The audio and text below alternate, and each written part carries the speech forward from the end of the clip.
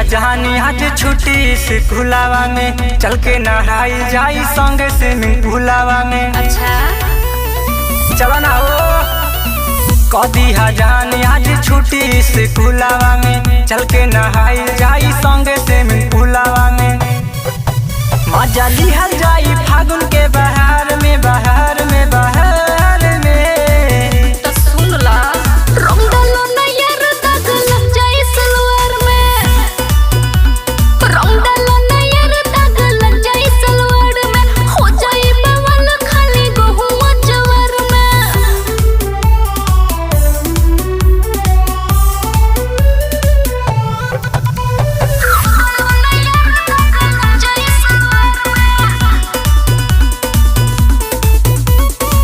Life पिचकारी धाके बसता में हो करी हाथ भेंट खाली रस्ता में हो। आवेला साल भर पहाई होली बीते ना दिहल जाई सस्ता में हो। बहुत हो गई चुप रहा। लाइफ पिचकारी धाके बसता में हो करी हाथ भेंट खाली रस्ता में हो। आवेला साल भर पहाई होली बीते ना दिहल जाई सस्ता में हो।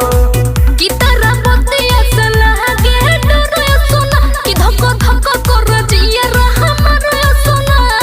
देख ली है जोदी का कोई टीचर जी हो जाई लफड़ा हजार ये सुना।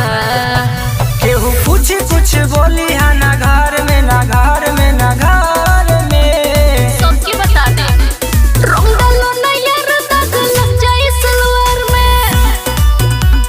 रंग डालो ना यार दाग लग जाए सलवार में। हो जाए बवाल खाली गहुआ जवार में।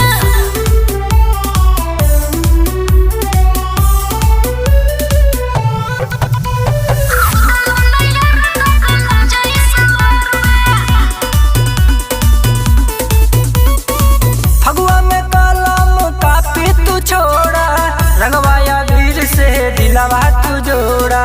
दीपक कार्तिक अरिया के भिरिया आवा